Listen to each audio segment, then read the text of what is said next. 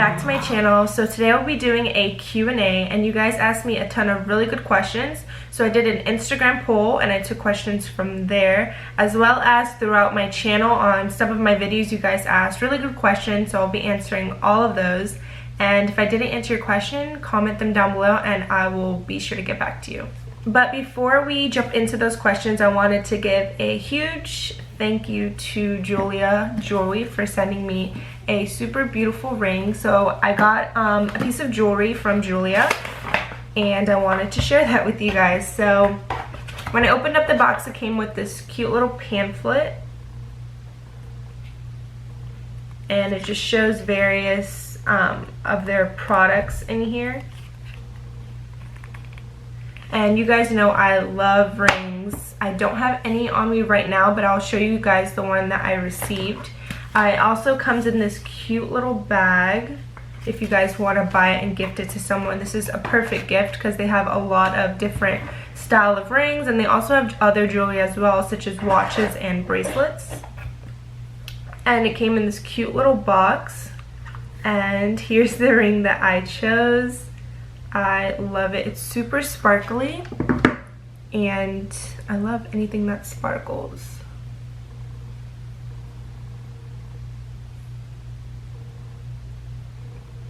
So yeah, it's super cute, super dainty. I really love this ring. I've been wearing it all the time. Lewis is like, who got you that ring? And I'm like, Julia Jewelry.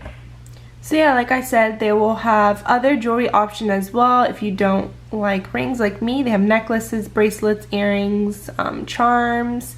They're having a huge 5th anniversary sale, so make sure you guys go ahead and check out their website. I will link everything down below. They are also having free earrings for any orders. Any orders that you put in, you'll get free earrings, which is great. I love a deal. I hope you guys love a deal as well.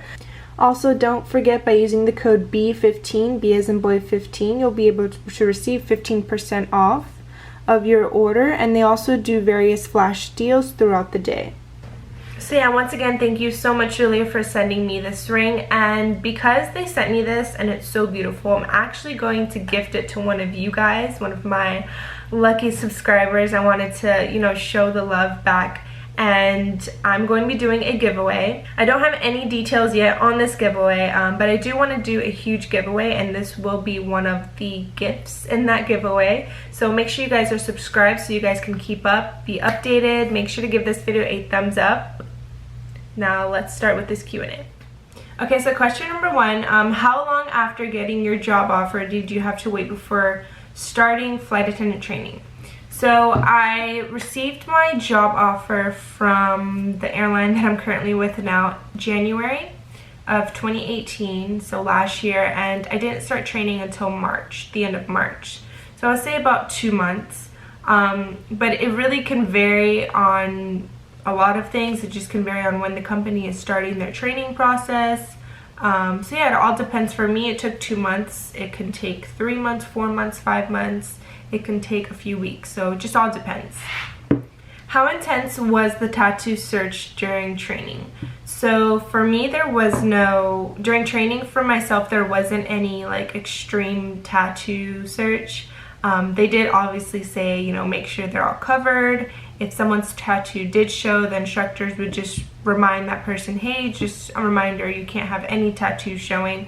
The only time that you could have tattoos showing was during our ditching drill. So when we were doing like our water evacuation and when we kind of had like our pool day, we were able to show our tattoos, obviously because we're in bathing suits. And just kind of like on our off days, or if we wanted to use the pool, because we had a pool at our training facility, we were able to show our tattoos. There is a company out there that is super strict on tattoos. I did mention it before, so you guys are just gonna have to watch the videos down below. They did an extreme tattoo search, but other than that, it's been fine. What's the most beautiful place you have visited? Also, what's a place you've been dying to visit? So this question is kind of hard to answer because I literally just am so in awe of a lot of places that I go to for the first time.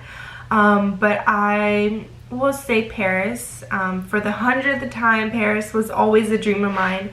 and I have gone twice, and I don't think I'll ever just get over how beautiful Paris is. It's just like the Eiffel Tower and the architecture of the buildings and just like the vibe of Europe I love. So Paris was beautiful. And a city that I've been dying to visit, believe it or not, is New Orleans. I've been dying to go back just to eat. I'm craving their food because they have amazing food. And yeah, I'm just really dying to go back. So hopefully I'll get to go before the end of this year. I will literally non-rev just for the day. What's your skincare routine for traveling? So I will do a separate video on my skincare routine. I just got some new Korean skincare products that I want to try for about a month, and then I'll let you guys know what I think about it. But I will say a key to skincare for me is moisturizer, because I have really dry skin. So no matter what, I make sure, well, first I make sure I take off my makeup at the end of the day. No matter how tired I am, my makeup is coming off. Wash my face and moisturize. So those are the two key components to my skincare routine. Making sure I wash off my makeup and making sure I moisturize.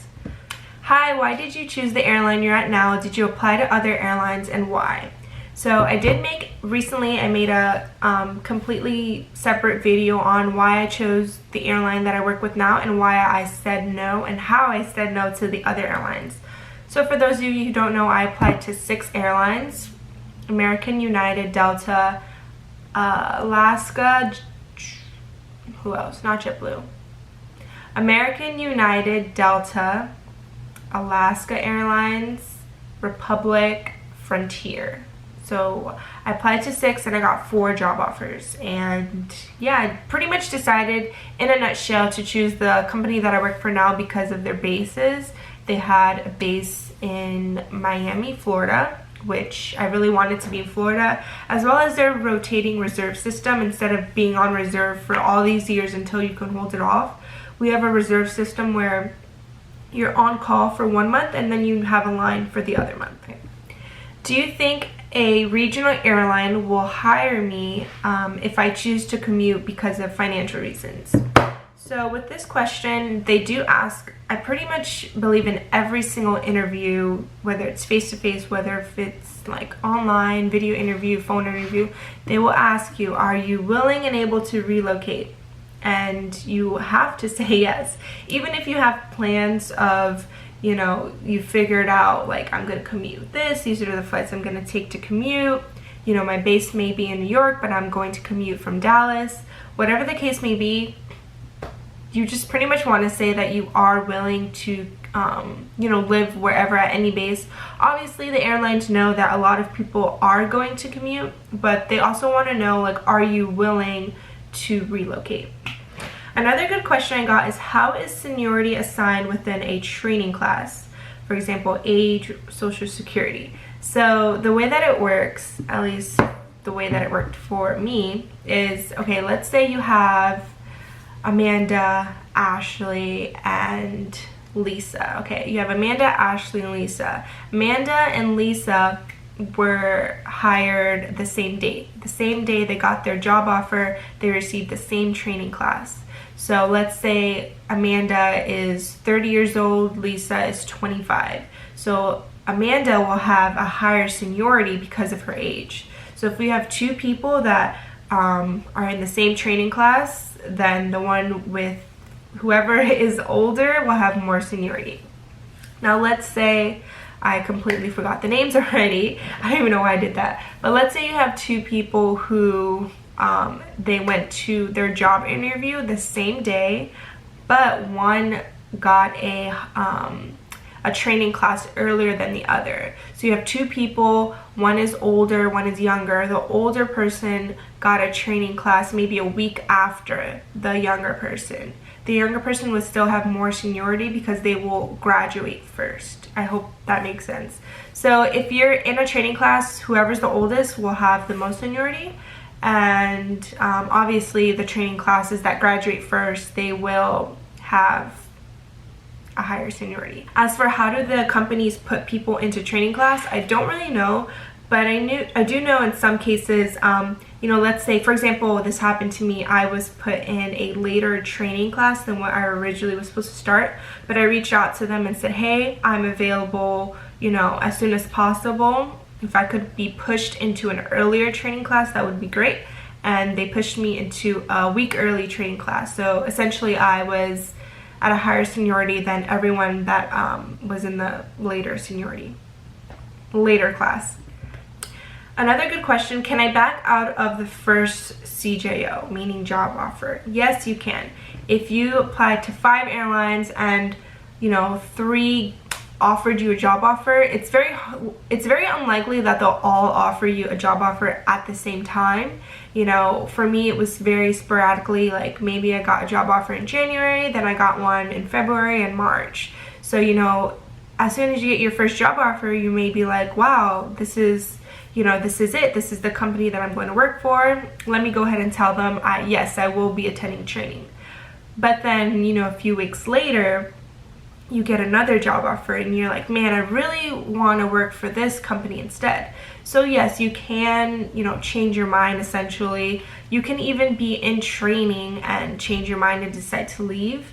But if you do decide not to go with the company and you did receive a job offer, just make sure you email them stating, you know, thank you for the opportunity, but I'm deciding to go with someone else, or, you know, just make sure to let them know, like, hey, I did say I was going to go to training, but I'm not going anymore, just to give them a heads up. How long did it take for you to hear back from AA after the video interview? For me, I think it was a few weeks or maybe a month or 2 max. I'll link down my timeline down below because I can't remember right now at the top of my head. But the whole process from the time I applied to the time I either started or graduated training, it was about 6 months. I do know now, right now, people who applied this month or last month, they are already being offered face-to-face interview invites. And that's pretty quick. So for me, it took a few months. For other people, it may take a few weeks. Another great question, what did you do before you became a flight attendant? How old are you? Love you. Thank you so much. So before I was a flight attendant, I was a lifeguard for the city of Tampa for 3 years. That job was so much fun, and I do miss it sometimes. I really do. I miss teaching swim lessons. I miss the kids. I miss just being in the pool and swimming. But obviously I can do that now. I just have to make myself go to the pool. But yeah, it was a really fun job. It compared a lot to what I do now in the terms of like customer service. Seniority was everything. So there are similarities, but it was a pretty fun job. I also will say, because of that, I feel like I had a really good resume, because safety and customer service were the #1 like priorities with lifeguarding, as well as being a flight attendant. So I know because I had, you know, my CPR certification, I've dealt with emergency situations, I was able to put that on my resume, and it helped me a lot with receiving all of my job offers with different airlines. I'm also 23 years old. I'll be turning 24 in February. It's crazy. It's crazy to think that I'm gonna be 24, but it's okay. But that's inevitable, and I'm always kind of the baby in the group. You know, Lewis, my boyfriend, he's gonna be 27 next week. And I don't know, I'm always around older people, so whenever like I'm in the group and I say my age, they're like, oh, you're such a baby. So I don't ever feel old, but at the same time, it's like crazy to think that I'm already gonna be 24 next year. Where am I from? So this question gets me because I never know how to answer it, so you have to give, you know, the whole spiel. So where am I from? I am from Tampa. I say I'm from Tampa because I was raised in Tampa. I was not born in Tampa though. I was born in New Jersey, but we moved when I was like 5. So from the time I was like 5 years old to now, it's like all I know is Tampa. So yeah, I'm from Tampa, born in Jersey, and I'm Puerto Rican and Dominican. My mom's Puerto Rican, my dad's Dominican, so that's where I'm from. Okay, so now on to some questions that I got asked on my videos on YouTube.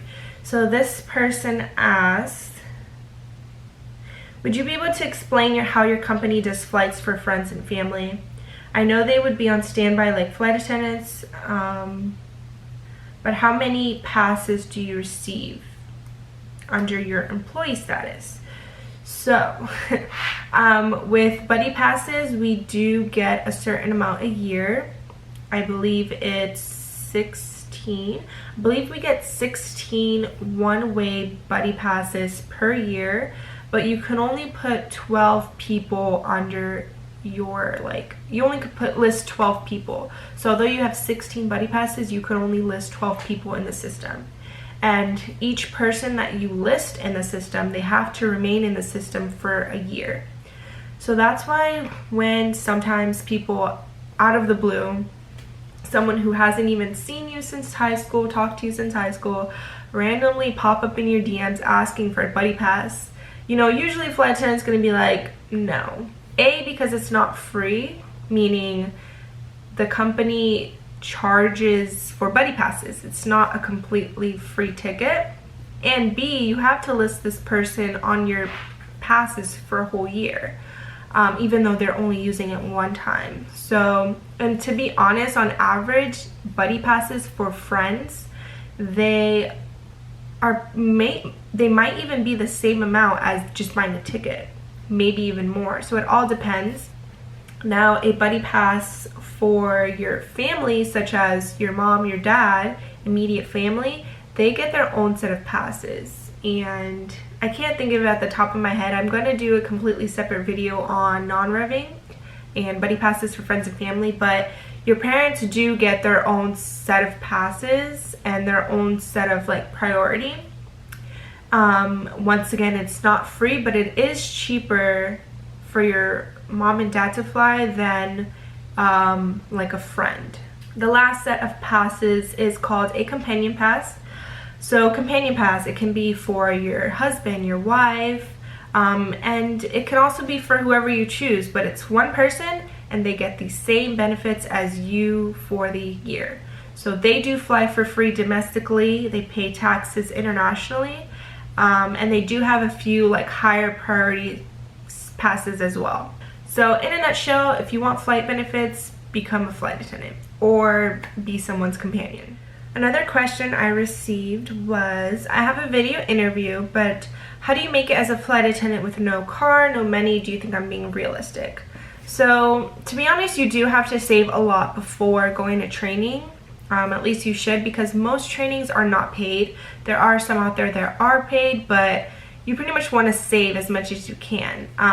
Now, let me just say, when I started training, I did not have a lot of money. I had a lot of credit card debt. I had, you know, my car payment, car insurance. So yeah, I was really tight on money, but I made it work. And I will tell a story time very soon about me being a super broke flight attendant my first few months of working. So stay tuned for that crazy video. So my camera is dying, so I have to finish this up really quick. Do flight attendants and pilots stay in different hotels? For the most part, we do. There are a few instances. I feel like internationally, you're always going to be in the same hotel. Domestically, you may be in different ones, but it also depends on each airline. I feel like in mainline, you probably are least likely to be in the same hotel, but with regional, you're most likely to be in the same hotel. Did the flight attendant pay for the hotel, or does the company pay for hotels? So the company does also pay for your hotel. I don't think I would be a flight attendant if I would have to pay for a hotel every time I laid over somewhere. Are you regional or mainline? I am mainline for the world's largest airline. Let me stop. We kind of lost that tower recently. So we're one of the main airlines. Alright, so the last question that I'm going to answer for this Q&A is, for someone who is an average runner, exercise daily, is it still possible to achieve with this type of job? Would you say there is more of a life balance than a typical 9 to 5? Yes. So personally, the main thing I love about this job is the flexibility. I have more off days now than I would with the regular 9 to 5. And, you know, I do YouTube. YouTube is my passion, so I do have the option to do YouTube. So pretty much, yes, whatever your hobbies may be, whether it's, you know, running, whether it's swimming, maybe you really play a sport, maybe you play a sport and you're on a team, you know, every Thursday. I do know flight attendant, you know, he was on a sports team and he had games every Thursday. So in that sense, yes, you can still have this job and kind of do what you love. And I hope that if you do become a flight attendant and you have these hobbies that you love to do, you don't lose like track or sight of doing what you like to do. You know, in any job that you're in, maybe you're a nurse but you love to sing, you could still do that on the side. So yes, in a nutshell, you do have a lot of time to still do what you enjoy and love to do on your off days. And that is all for this Q&A. I believed I answered a lot of questions. If I forgot anything, make sure you comment them down below. I'm also going to go through my videos, previous videos, and answer any questions that I forgot. I really love to engage with you guys. I really love those who comment. You know, I just really love connecting with you guys. Thank you guys so much for watching this video. I hope it was very informative. Also, I would be doing a part 2 with Lewis. We would be doing a Q&A based on pretty much how we met in our relationship and what it's been like dating a flight attendant. So if you guys have any questions on that, comment them down below. And I'll see you guys next time.